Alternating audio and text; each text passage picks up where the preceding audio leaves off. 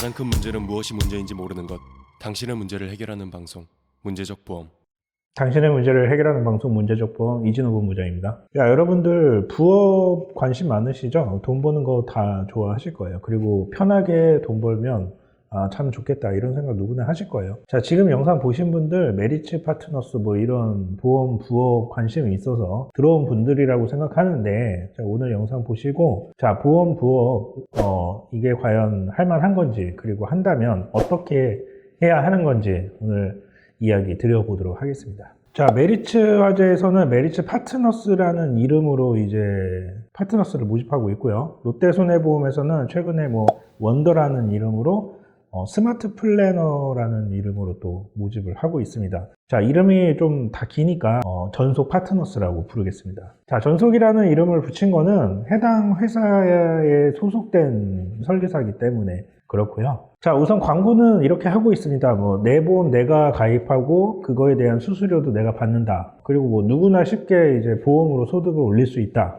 이런 부업, 엔잡 이런 거를 광고를 하고 있죠. 자, 근데 파트너스, 자, 보험 설계사랑 뭐가 다를까라고 생각을 할 수 있을 것 같아요.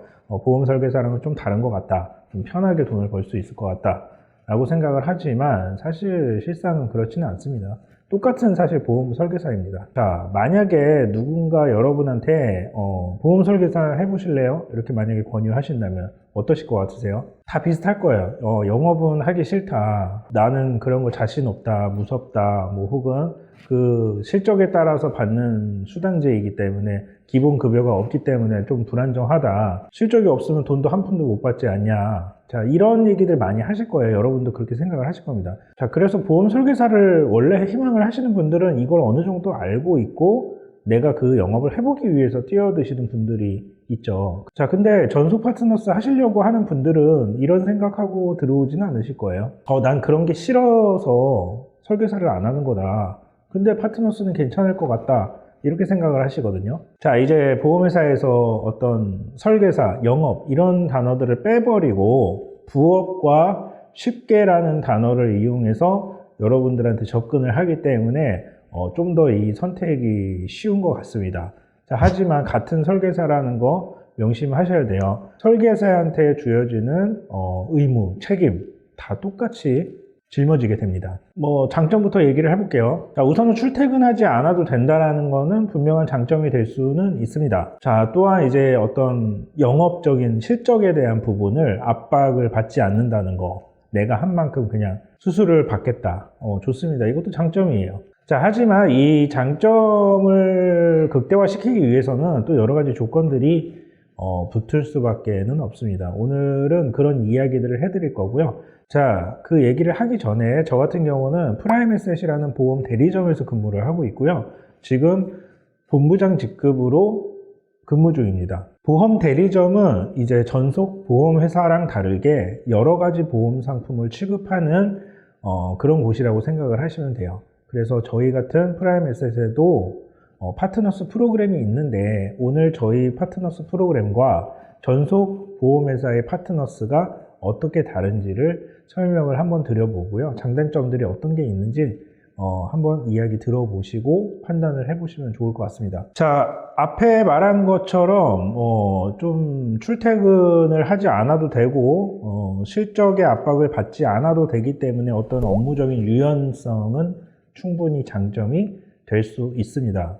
전속 파트너스가요. 자, 그리고 저희가 운영하고 있는 프라임에셋 파트너스도 이 부분은 동일합니다. 출퇴근하지 않아도 되고요. 실적에 대한 압박도 없습니다. 전혀. 자, 이건 동일해요. 자유롭고 실적 압박이 없는 대신에 그걸 반대로 말한다면은 지속적인 안정적인 수입은 불가능하다고 봐야 되겠죠. 자, 이건 어디까지나 부업이니까. 그리고 그거를 그냥 그 정도로 만족하시는 분들한테는 어떻게 보면 단점이 되지는 않을 수 있어요. 자, 그 다음으로는 이제 좀 상품의 제한인데요. 자, 이게 어떻게 보면 오늘 영상의 뭐 결론이기도 하고 사실 핵심 내용이기도 하거든요. 자, 전속 파트너스로 일을 하면 그 해당 전속 보험회사의 상품만 가입을 할 수가 있습니다. 자, 반면에 저희 프라임에셋 파트너스에서 일을 하게 되면 36개 보험사 전부 비교해서 가입할 수 있는 그런 장점이 있어요. 자, 메리츠 화재라든지 롯데손해보험, 물론 나쁜 회사는 아니에요. 그쪽으로 가입을 하는 상품도 많이 있으니까요. 하지만 중요한 거는 내가 어떤 보험을 가입할지 모르는데, 어떤 특정 회사에서 내 모든 상황에 걸맞고, 모든 보험에서 최적인 그런 보험회사는 없습니다. 그런 만능적인 보험회사는. 다들 보험료가 제각각이고요. 또 병력이나 나이, 성별, 직업 등등 본인의 상황에 따라서 추천회사는 또 달라질 수밖에 없어요. 자, 그리고 그 추천회사라는 거는 본인이 파트너스가 돼서 내 보험을 내가 선택을 할 때에도 비교와 선택은 필요하거든요.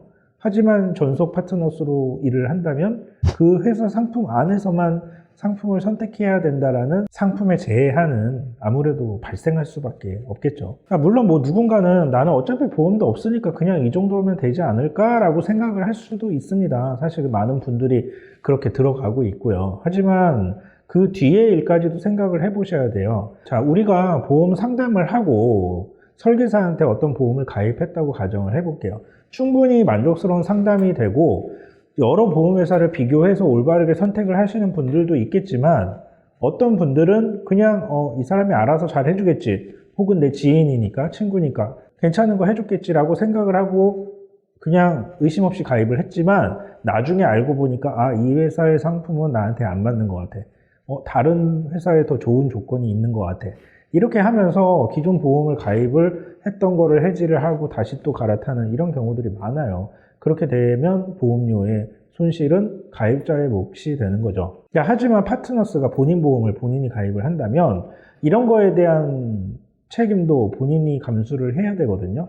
자, 보험을 가입하기 전에 우리가 보장 분석이라는 거를 하게 됩니다. 이제 보험 상담을 받아보신 분들은 리모델링 이런 걸 하면서 보장 분석을 받아보신 분들도 있을 거예요. 이 보장 분석을 하는 이유는 이 사람이 기존에 어떤 보험들이 있고 어떤 문제점들이 있고 혹은 어떤 건 잘 되어 있는지, 지금 이 사람한테 없는 보장 혹은 잘못된 보장을 어떤 식으로 수정을 해서 어떻게 신규 가입을 하고 혹은 기존 거를 해지를 해야 될지 말아야 될지 이런 것들을 전반적으로 분석을 하는 과정이에요. 신규 가입 이전에는 이 보장 분석이 거의 필수적으로 들어가야 되는 부분이거든요. 자, 근데 만약에 여러분들이 파트너스로 일을 시작을 했다고 가정을 해볼게요. 자, 여러분들이 이 보장 분석이라는 것을 올바르게 할 만한 능력이 된다라고 생각을 하시나요? 그렇게 되기는 사실 힘들 거예요. 자, 왜냐하면은 저 같은 경우에 신입 설계사가 들어오게 되면 오랫동안 기간에 걸쳐서 보험 상품에 대한 교육을 하게 되고요. 그리고 이분이 일을 시작을 하면서 수년간에 거쳐서 지속적인 공부를 하고 여러 경험을 쌓으면서 어떤 이런 보장 분석을 정확하게 하는 그런 눈을 점점 트이게 되거든요. 근데 파트너스 분들이 지금 요거 고작 한두 달, 세 달 이 정도 해가지고 이 내 보험 혹은 내 가족의 보험의 문제점이나 좋은 점, 장점, 단점들을 잘 파악해서 새로운 보험을 가입을 한다라는 게 저는 이거는 가능성이 없다라고 봅니다. 자, 이거는 전속 파트너스만의 문제는 아니에요. 저희 프라임에셋 파트너스의 문제이기도 합니다. 어쩔 수 없어요. 전업으로 내가 이 바닥에 뛰어들어서 정말 열심히 공부를 해서 상품과 보험에 대한 지식을 쌓아 올려가지 않는 이상은 부업으로 생각을 해서는 절대 이루어질 수는 없어요. 자, 그러면 하지 말아야 되냐? 꼭 그건 아니에요. 자, 과거에 저희 경험에서도 파트너스라는 제도가 생기기 전에 이제 신입 설계사들의 경우를 보면 이런 분들이 있었습니다. 설계사를 만나서 보험 상담을 하는 과정이 상당히 불만족스러웠던 거예요. 매끄럽지 못하고 이 설계사가 많이 아는 것 같지도 않고 뭘 물어봐도 제대로 대답도 못 해주고 답답하고 이런 경험이 있으신 분들이 있을 거예요. 그래서 그냥 내 보험 내가 가입하자, 내가 설계사가 돼야겠다 그냥. 그래서 실제로 설계사를 시작하시는 분들이 꽤 있었습니다. 자, 이런 분들 같은 경우는 보험에 대해서 관심도 많고 공부도 많이 나름대로 하시고 웬만한 설계사보다 정말로 조금 과장 더 붙이면 좀 더 나은 경우들이 꽤 있어요. 이런 분들은 파트너스를 한다면 저는 적극 찬성이라고 생각합니다. 자, 하지만 근데 그런 분들이 많지는 않죠. 그냥 나 부업 좀 하고 싶어. 돈 좀 벌고 싶고, 그리고 나 보험 가입할 것도 있는데, 그냥 보험 가입하고 나 돈 좀 벌고 싶은데, 이렇게 생각하시는 분들이 사실 많을 거예요. 자, 그래서 그런 분들 같은 경우라도, 좋아요. 열심히 막 공부해서 어떤 진짜 설계사들, 수준 있는 설계사들의 그런 경지까지는 가지 못한다고 하더라도, 우리가 최악은 피해야 될 거 아니에요? 내가 만약에 가입을 했다가, 이게 잘못된 가입이다라는 걸 나중에 알고 또 이 보험을 해지를 하고, 이렇게 한다라는 거는 당장 내 눈앞에 있는 어떤 부업의 부수입, 요거 때문에 거기에 현혹돼서 나한테 필요 없는 올바르지 않은 상품을 가입할 가능성이 커지게 된다는 거죠. 자, 그러면 어떤 식으로 해야 될까? 이거는 저희의 단점이라고도 말을 했잖아요. 어쩔 수 없이 시간의 한계도 있고, 내가 보험에 대해서 알아볼 수 있는, 공부할 수 있는 여건도 많이 안 될 거고요. 그거 동영상 뭐 강의 몇 번 본다고 해서 얼마나 수준이 올라가겠어요. 결국 그러면 좋은 설계사를 만나서 가입을 하는 것처럼 이 파트너스들한테도 실력 있고 뛰어난 이런 멘토들이 배정이 돼야 돼요. 물론 메리츠 혹은 롯데에서 전속 파트너스도 1대1로 그 멘토를 지정을 해준다고 하고 있습니다. 하겠죠. 그리고 저희도 실력 있는 그리고 경험 많은 그런 멘토들을 배정을 해서 이분의 파트너스의 향후 가입이나 이런 보장 분석이 원활하게 될 수 있도록 지원을 하고 있습니다. 자, 이제 마지막으로 파트너스 분들이 간과하는 부분들이 있습니다. 잘 모르고 넘어갈 수 있는 부분. 자, 제가 아까 보험 설계사랑 동일하다고 말씀드렸잖아요. 사실 설계사들이 보험 설계사 일을 할 때 가장 많이 걱정을 하는 부분이 이 환수입니다. 자, 이 환수라는 건 뭐냐면 설계사가 모집한 어떤 계약이 있어요. 이 계약이 일정 기간 동안 유지가 안 된다라면 받았던 수수료를 전액 다 토해내거나 일부를 토해내야 되는 이런 제도를 말을 합니다. 자, 이 계약이 일회성으로 끝나는 계약이 아니기 때문에 수십 년간 이어지는 보장이잖아요. 그 수십 년간의 보장이 유지가 된다라는 전제 하에 설계사한테 주는 수수료인 거예요. 자, 이거는 파트너스도 마찬가지예요. 파트너스가 본인의 보험을 가입을 했어요. 다음 달에 수수료를 받습니다. 자, 수수료를 받고 받았으니까 내 보험 해지해야지. 자, 이렇게 되면 받았던 수수료 그대로 토해내야 됩니다. 자, 이거는 어떤 곳에 가든 어떤 설계사를 하든 어떤 파트너스를 하든 다 동일한 법적으로 의무의 사항이기 때문에 뭐 이건 누구라도 피해갈 수 없는 부분이에요. 자, 그래서 내 보험이 가입한 보험이 유지가 잘 돼야 된다라는 전제 조건이 필요합니다. 자, 그러니까 단순히 내가 이 보험 부업을 시작하고 수수료를 받기 위해서 이 수수료성을 목적으로 둔 계약은 당연히 좋지 않은 형태가 되겠죠. 자, 내가 어차피 가입해야 될 보험이니까 가입한다. 그리고 수수료를 받는다. 이거이지 내가 돈을 벌기 위해서 내 보험을 하나 넣어야 되겠다. 이렇게 생각하고 접근하시면 반드시 여러분은 손해를 볼 수밖에 없어요. 자, 그리고 실적 압박이 없다고 말씀은 드렸어요. 물론 없습니다. 뭐 나중에 입사하고 나서 딴소리를 하거나 이렇게 되지는 않아요. 하지만 아셔야 될 게 있어요. 전속 파트너스도 그렇고 저희 프라임에셋 파트너스도 그렇고 실적 압박이 없을 수는 있어요. 자, 메리츠나 롯데 쪽은 제가 정확히 모르겠습니다. 그쪽에서 근무를 한 게 아니기 때문에. 저희 같은 경우는 실적 압박을 100% 드리지 않습니다. 하지만 어떠한 회사든지 일정 기간 동안 계약이 없게 되면 실적이 없으면요. 자, 자동으로 해촉 처리가 됩니다. 자, 그 말은 일을 하지 않는 사람이기 때문에 회사 입장에서는 당연히 내보낼 수밖에 없는 거고요.